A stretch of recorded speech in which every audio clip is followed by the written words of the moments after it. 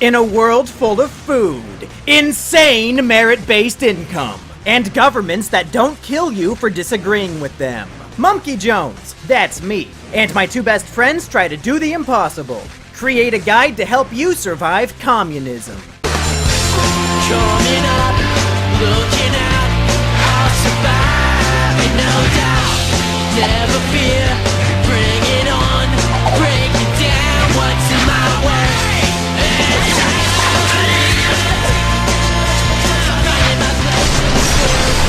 Mumkey's Declassified Communism Survival Guide.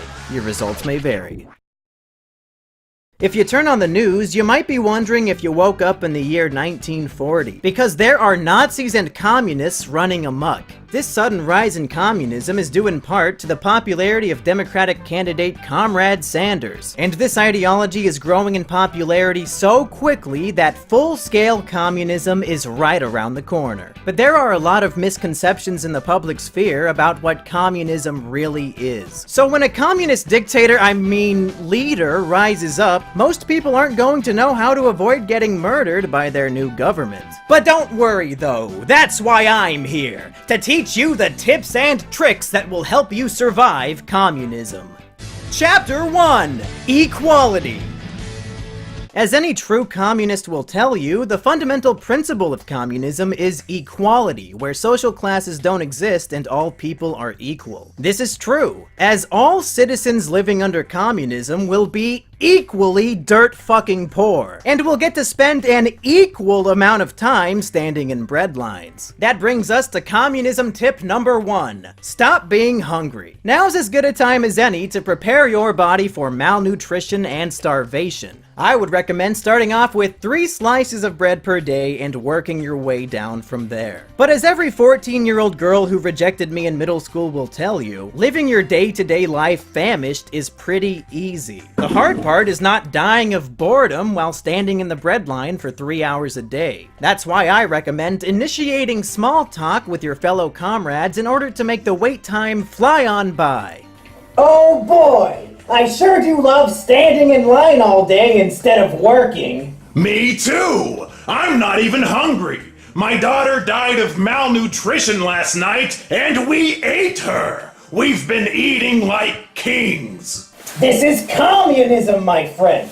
We all eat like kings. And in case you're skeptical about the connection between famine and communism, all you've got to do is ask anybody who lived in a grain-producing area of the Soviet Union in the year 1932. Oh wait, you can't, because they all died of famine. The communist government's forced collectivization of agriculture led to the deaths of 6 million people. That brings us to communism tip number 9. Acquire a taste for human flesh. There might not be any grain available for lowly peasants like you, but there sure will be a lot of dead bodies. Humans taste really good. I once ate out Jane Goodall and it tasted like microwaved wet dog food.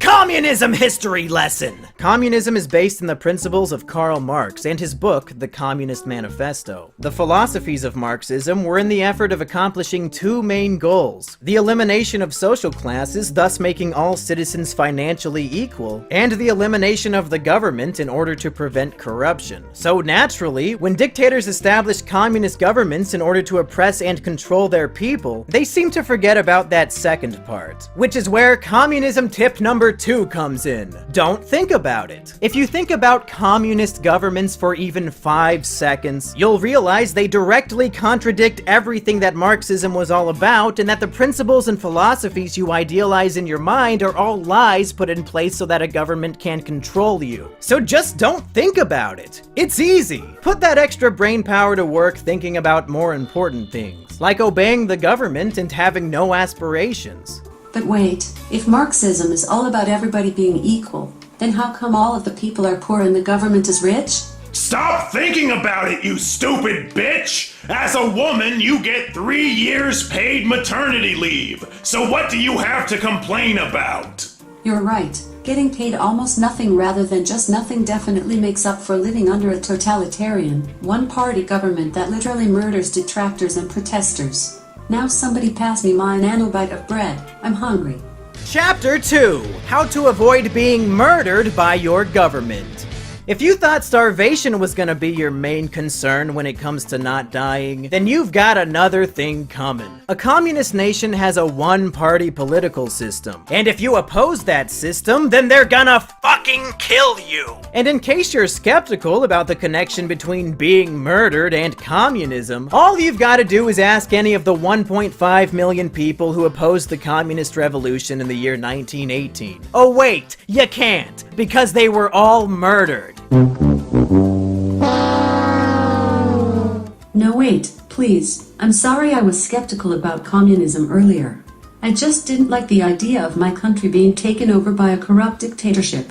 Please don't.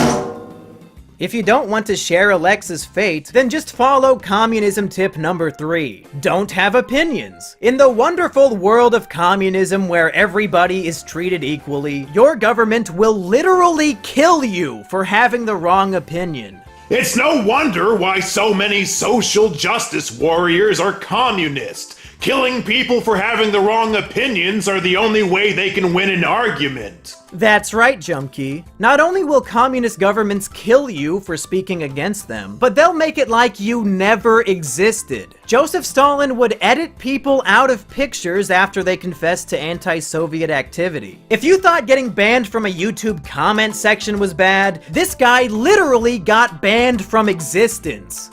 Wow, he banned people for disagreeing with him? Joseph Stalin would have been a great YouTuber. He was also severely depressed and hated all of humanity. He would have fit in perfectly with the YouTube community. Chapter 3: Excuses, Excuses, Excuses, and How to Make Them. The most important principle for modern-day communists isn't equality or independence from the government.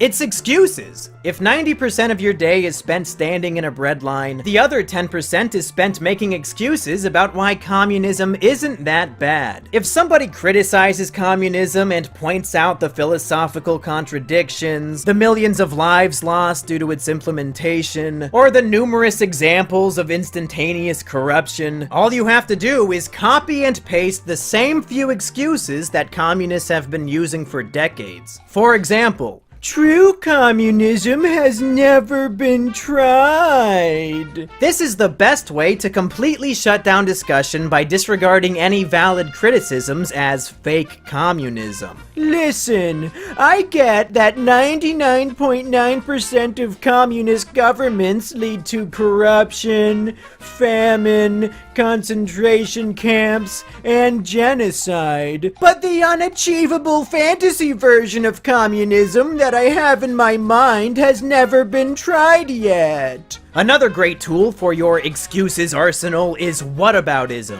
Whenever somebody criticizes communism, all you have to do is point the finger elsewhere and say, "But what about capitalism?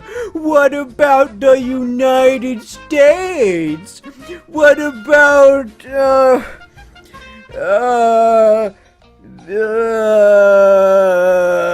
All you have to do is convince yourself that other systems having flaws automatically makes up for the flaws of your own, and you'll be able to argue your way around any communist critics. And even if these excuses don't work, you can always murder the guy and erase him from history. Well, comrades, by using these nifty hints and tricks, hopefully you'll be able to survive when communism comes knocking on your door to steal all of your valuables so that they can be distributed equally among your nation's government officials. I'll see you at the bread lines!